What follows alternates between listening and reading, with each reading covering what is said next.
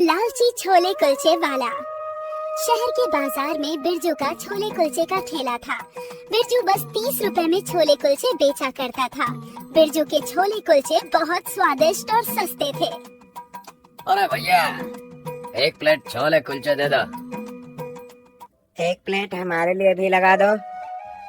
जी अभी लगाता हूँ। बिरजू के कुछ कस्टमर्स बंधे हुए थे और वो हमेशा वहाँ आकर छोले कुलचे खाया करते थे। हर दिन बिरजू 500 से 600 रुपए तक कमा लिया करता था और खुशी खुशी अपने घर चला जाता था। बिरजू के घर में उसकी माँ और उसकी छोटी बहन साधना रहती थी। साधना कॉलेज में पढ़ाई कर रही थी। भैया आप आ गए? मैं आपका ही इंतजार कर रही थी। अरे थोड़ा सब्र रख, अभी थक हार के आया है वो, कम से कम उसे पानी तो पिला दे। साधना दौड़ के भीतर गई और 1 गिलास पानी लेकर आई। माँ, मैंने भैया के लिए चाय भी बनाई है। ये अच्छा किया। छुटकी तो कुछ बोल रही थी ना? हाँ भैया, कल कॉलेज में फीस भरने की लास्ट डेट है। अरे हाँ, कितनी फीस भरनी है? 20,000 रुपए। ठीक है। बिरजू अपनी अलमारी से अपने बचत के पैसे ले आया और 20,000 गिनकर साधना को दे दिए। धन्यवाद भैया, आप बहुत अच्छे हो। साधना पैसे लेकर वापस अंदर चली गई। तभी बिरजू ने देखा कि माँ कुछ खुश नहीं लग रही थी। क्या हुआ अम्मा, तुम काहे परेशान हो? इस घर का करता धरता तू है। अब तो इतने पैसे बहन की पढ़ाई में लगाएगा तो उसके ब्याह में पैसे कहाँ से लगाएगा? बेटा, इस पढ़ाई लिखाई से कुछ नहीं होता। तू पैसे बचा और वो तेरी बहन के ब्याह के काम आएंगे। अम्मा काहे चिंता कर रही हो? छुटकी का ब्याह हम बहुत धूमधाम से करेंगे। अब पहले उसे पढ़ाने दो, अभी वो छोटी है।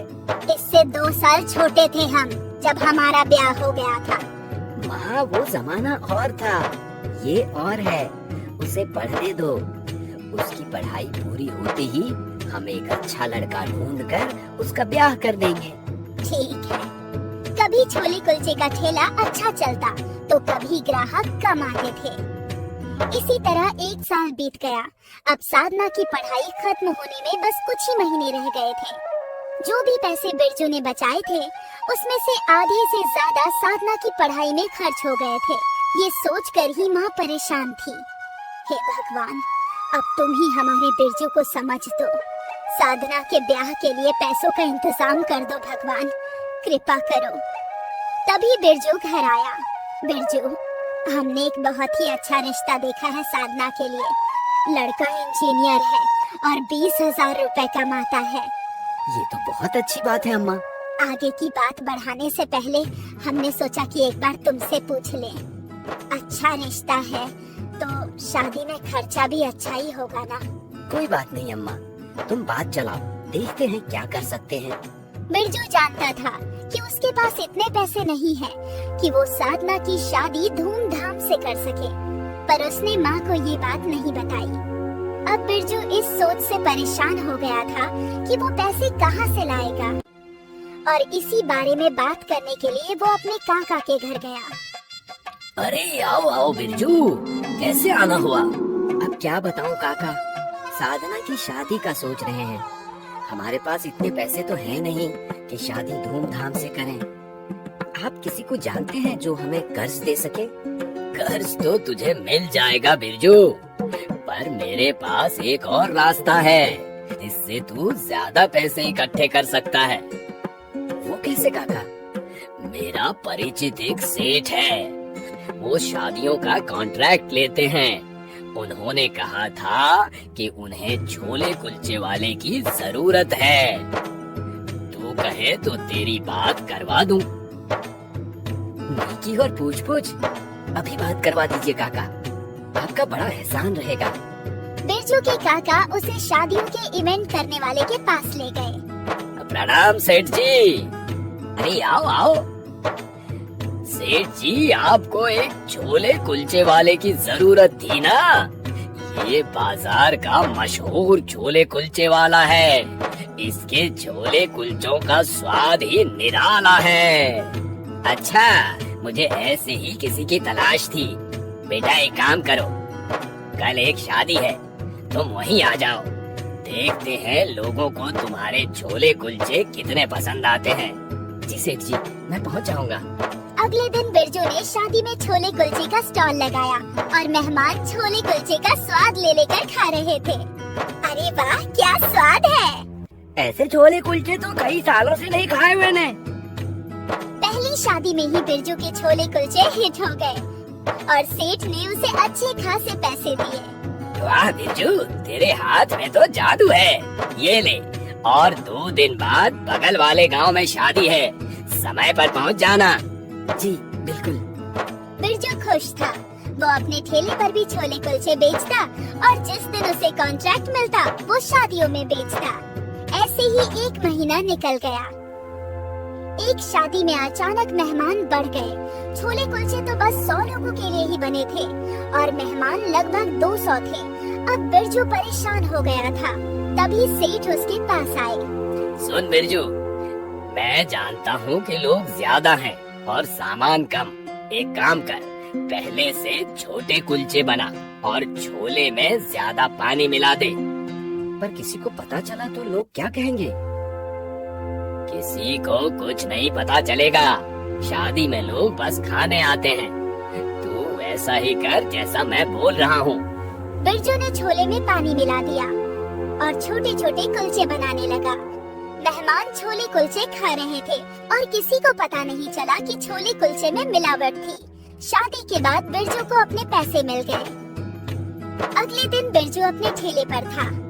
शादी में तो किसी को कुछ पता नहीं चला, तो क्या मैं वही यहाँ भी करूँ? इससे तो मेरा मुनाफा बढ़ जाएगा। वाह! इस सोच के साथ बिरजू ने छोले में पानी मिला दिया और कुलचे भी छोटे छोटे बनाने। 1 प्लेट छोले कुलचे देना। बिरजू ने छोले कुलचे दिए। उस ग्राहक ने खा लिया। लगता है बिरजू, तुम्हारे छोले कुलचे में कुछ ज्यादा ही स्वाद है। पूरी प्लेट खाकर भी मेरा पेट नहीं भरा। एक काम करो, 1 और प्लेट दे दो। बिरजू ने 1 और प्लेट छोले कुलचे दे दिए। इस तरह 1 प्लेट खाने वाला ग्राहक 2-2 प्लेट छोले कुलचे खाने लगा। बिरजू की आमदनी बढ़ गई। वो बहुत खुश हो गया। कुछ ही महीनों में बिरजू ने इतने पैसे कमा लिए जिससे उसकी बहन की शादी धूमधाम से हो सके। माँ, अब पैसों की कोई चिंता नहीं। तूने मेरी सारी चिंता दूर कर दी है बेटा। कुछ महीनों बाद साधना की शादी बहुत ही धूमधाम से उस इंजीनियर लड़के के साथ हुई। शादी में छोले कुलचे भी थे और ये छोले कुलचे पहले की तरह बिना पानी और बड़े बड़े थे। ये कुलचे तो कुछ ज्यादा ही बड़े हैं, नहीं? हाँ, जो ठेले पर बिकते हैं वो तो इसके आधे भी नहीं होते। शादी कुशल मंगल संपूर्ण हो गई। अगले दिन जब बिरजू ने ठेले पर छोले में पानी मिलाई और छोटे छोटे कुलचे बनाए तो लोगों ने उसे तुरंत पकड़ लिया। वाह बिरजू भैया वाह! कल आपकी बहन की शादी में जो छोले कुलचे थे वो तो बहुत गाढ़े थे और कुलचे भी बहुत बड़े बड़े थे, और आप यहाँ जो बेच रहे हो वो तो इतने छोटे हैं। अरे ऐसी कोई बात नहीं है, ये और वो एक जैसे ही हैं। नहीं भैया, हमने खुद अपनी आंखों से देखा है। कुलचे इतने बड़े बड़े थे। लगता है आप ज्यादा मुनाफे की लालच में छोटे छोटे कुलचे बना रहे हैं। ऐसी बात नहीं है। हम सब समझते हैं अच्छे से। वो औरतें वहाँ से चली गई और पूरे बाजार में ये बात फैल गई कि बिरजू छोले कुलचे में मिलावट करता है। धीरे धीरे उसके ग्राहक कम हो गए। अब बिरजू दिन भर ठेले पर मक्खियाँ मारते बैठा रहता था। इससे अच्छा तो पहले था। कम कमा रहा था पर कम से कम ग्राहक तो थे। परेशान बिरजू एक बार फिर अपने काका के पास गया और उन्हें सारी बात सच सच बता दी। मेरे लालच की वजह से मेरा अच्छा खासा धंधा डूब गया, लेकिन अब मैं क्या करूं काका? अब एक ही रास्ता है, तू दूसरे शहर जा और वहाँ पूरी ईमानदारी से छोले कुलचे बेच, बिना लालच किए। आप सही कह रहे हैं काका। अब जिंदगी में कभी लालच नहीं करूंगा काका, मैं कसम खाता हूँ। बिरजू को काका की बात सही लगी और कुछ ही दिनों में बिरजू दूसरे शहर आ गया, फिर से नई शुरुआत करने। छोले कुलचे ले लो, स्वादिष्ट गर्मा गर्म छोले कुलचे। ज्यादा पैसों के लालच के कारण बिरजू का भट्टा बैठ गया था और धंधा बर्बाद हो गया था और उसे वापस से नई शुरुआत करनी पड़ी। इससे तो अच्छा होता कि वो लालच करता ही नहीं। आलसी बेटा। रोशन यादव बहुत ही मेहनती किसान था। रोशन की पत्नी कई वर्षों पहले स्वर्ग सिधार चुकी थी। रोशन के 2 बेटे थे, चमन और रमन। दोनों बेटे एक नंबर के आलसी और कामचोर थे। सारा दिन दोनों घर में सोए रहते थे, ना घर का काम करते और ना ही पिताजी की खेती में मदद करते। ये देखकर रोशन यादव हमेशा चिंता में रहता। सारा दिन घर में सोए रहते हैं। जल्दी उठो चमन रमन। क्या हुआ पिताजी? मेरे साथ खेत चलो, खेती करनी है। मुझे सोने दीजिए, मैं बहुत थक गया हूँ। अच्छा, ऐसा क्या काम किया जो थक गया है? सुबह से बैठ बैठ के थक गया हूँ। रमन तू चल, मैं अकेले खेत नहीं जोत सकता हूँ। पिताजी, आपको पता है ना, धूप में जाने से मेरा सर दुखता है, मैं नहीं आ सकता हूँ। आप किसी और को ले जाइए। लानत है तुम दोनों पर। नौजवान हट्टे कट्टे होकर यूं दिन भर पड़े रहते हो। रोशन यादव अपने दोनों बेटों से तंग आ गया था। वो अकेले ही धूप में खेती करने चला गया। धूप तेज होती जा रही थी। रोशन के सिर से पसीने की बूंदें टपक रही थी। वो फिर भी खेत जोतता रहा। काफी घंटों तक कड़कती धूप में खेती करने के कारण रोशन यादव बेहोश होकर खेत में गिर जाता है। आसपास के किसान रोशन को उठाकर उसके घर ले आते हैं। चमन और रमन अभी भी बिस्तर पर सोए हुए थे। चमन रमन, तुम दोनों किसी काम के नहीं हो। तुम्हारे पिताजी खेत में काम करते करते बेहोश हो गए और तुम दोनों सो रहे हो। अरे भैया उठो, देखो पिताजी बेहोश हो गए। काका, अब पिताजी को यहीं सुला दीजिए। कमबख्त, तुम जैसे बेटे होने से अच्छा है ना हो। गांव वालों ने रोशन को खटिया पर सुला दिया और उनके दोनों बेटों को कोसते हुए चले गए। कुछ समय बाद रोशन यादव को होश आता है। वो देखता है कि उसके दोनों बेटे जमीन पर सोए हैं, जैसे कि उन्हें अपने पिताजी की कोई फिक्र ही ना हो। ऐसे बेटे दिए हैं भगवान तुमने, इन्हें तो कोई फर्क ही नहीं पड़ता उनका बाप जिए या मरे। अब बस हुआ, जब खुद करना पड़ेगा तब रोटी चावल के भाव समझ में आएंगे। बेहतर ये है कि मैं ये घर छोड़ दूं, ताकि ये लोग खुद कमाना सीख जाएं, ताकि तुम लोग खुद कमाना सीख जाओ। रमन चमन, मेरी बात सुनो। पिताजी, आप होश में आ गए। हटिए पलंग से, जमीन पे सोते सोते पीठ अकड़ गई मेरी। हाँ पिताजी, आप जमीन पे सो जाइए। आपको जमीन पर सोने की आदत जो है। मेरी बात सुनो, मैं अब तुम्हारे साथ नहीं रहूंगा। जा रहा हूँ अपने दोस्त के पास, वहीं रहूंगा। आपके साथ हम दोनों भी जा रहे हैं ना? मैं तुम दोनों को पाल रहा हूँ, क्योंकि मैं तुम दोनों का बाप हूँ, वो नहीं। मुझसे जितना हुआ तुम दोनों के लिए मैंने किया। अब मैं कुछ साल आराम करना चाहता हूँ, इसीलिए मैं जा रहा हूँ। पिताजी, फिर हम दोनों कैसे रहेंगे? घर और खेत तुम दोनों के नाम पे कर दिया है, जो चाहे करो। घर में सोते रहो या खेती करो, तुम दोनों की मर्जी। मैं तो जा रहा हूँ। चमन और रमन को लगा शायद उनके पिताजी उन्हें बस डरा रहे थे। उन दोनों ने भी पिताजी की बातों पर कुछ खास ध्यान नहीं दिया। अगली सुबह होते ही रोशन यादव घर से चला जाता है। बिना कुछ कहे दोनों भाई दोपहर के 2 बजे सोकर उठते हैं। बहुत जोरों की भूख लगी है, कुछ खाना दे दो मुझे। पिताजी, खाने में क्या है? लगता है पिताजी सच में चले गए हैं। पिताजी शाम तक आ जाएंगे, हमें छोड़कर थोड़ी ना जा सकते हैं। हाँ भैया। दोपहर से रात हो गई, पर रोशन यादव घर वापस नहीं आए। दोनों भाइयों ने जैसे तैसे खाना बनाया और खाकर सो गए। लगता है पिताजी कल सुबह आएंगे, चल सो जाते हैं। अगले दिन भी रोशन यादव नहीं आए। दिन बीतते गए, पर रोशन यादव घर नहीं लौटे। चमन और रमन बस खाते और सोते। धीरे धीरे करके उनके घर का सारा राशन खत्म हो जाता है। भैया, सब कुछ खत्म हो गया, अब हम क्या खाएंगे? और लगता नहीं कि पिताजी भी घर आएंगे। हाँ, अब करें भी तो क्या करें, खेती वेती मेरे बस की नहीं है।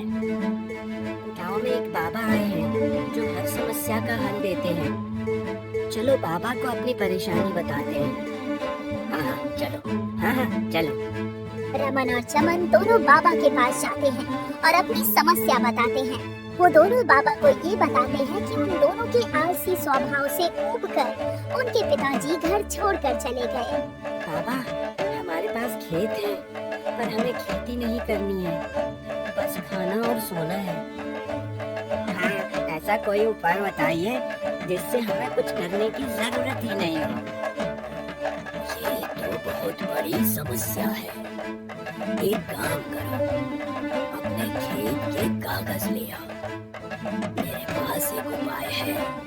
दोनों भाई दौड़ कर जाते हैं और खेतों के कागज लेकर लौटते हैं। तुम दोनों इस कागज पे अपना दस्तखत कर दो, मैं हर महीने तुम्हें कुछ पैसे दे दूंगा। सच्ची? हाँ, अब तुम दोनों को कुछ करने की जरूरत नहीं, बस आराम करो बच्चा, ये दस्तखत कर दो। रमन और चमन ने कागजों पर दस्तखत कर दिए। बाबा ने उन्हें कुछ पैसे दिए। पैसे लेकर दोनों घर लौट आए। अरे वाह, बाबा ने तो हमारी चिंता ही दूर कर दी। हाँ भाई, मैंने बोला था ना। हाँ, अब हम बस खाएंगे और सोएंगे। बिल्कुल, हमें काम करने की कोई जरूरत नहीं। कुछ दिन तो दोनों भाइयों के बहुत आराम से पर कुछ दिनों बाद पता चलता है बाबा सारे गांव वालों को लूटकर भाग गया है। अब रमन और चमन के पास खेत भी नहीं थे खेती करने के लिए। दोनों भूख से तड़प रहे थे। भैया, अब क्या करें, हमारे खेत भी चले गए। अब समझ आ रहा है पिताजी सब कुछ कैसे करते थे। हाँ भैया, पिताजी ने बहुत कुछ किया था। तभी उनके घर में गांव के मुखिया जी आते हैं। रमन चमन, तुम्हारे पिताजी जाते जाते एक चिट्ठी और कुछ पैसे दे गए थे। उस चिट्ठी में लिखा होता है, जब मैं तुम दोनों के साथ नहीं रहूंगा तभी तुम दोनों को समझ आएगा। और बच्चों सुनो, जो पैसे हैं वो सोच समझ कर खर्च करना। मैं तुम दोनों से बहुत प्यार करता हूँ और मुझे यकीन है कि तुम दोनों बहुत काबिल हो। मैं जल्द ही लौट आऊंगा। और ये पढ़कर वो दोनों भाई रो पड़े।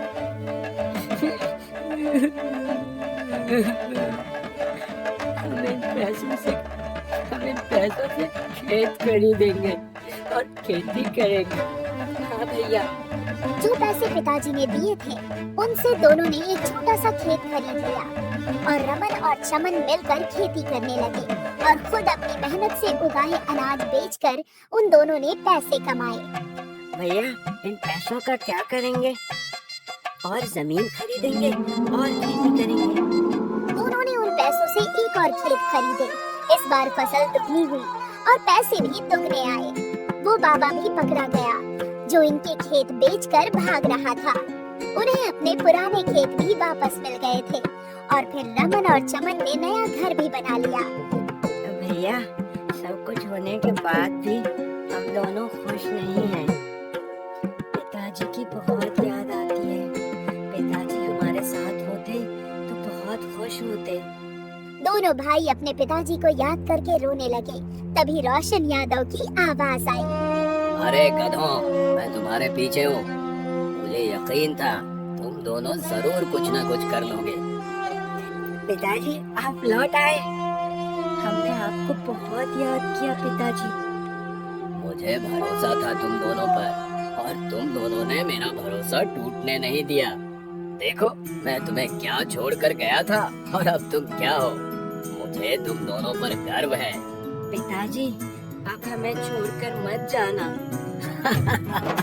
बिल्कुल नहीं, अब मेरे खाने और सोने के दिन हैं और तुम दोनों के काम करने के। एक बार फिर रोशन यादव का परिवार जुड़ गया। वो लोग एक साथ बहुत खुश थे और रोशन यादव के आलसी बेटे अब काबिल बन चुके थे। अंत भला तो सब भला।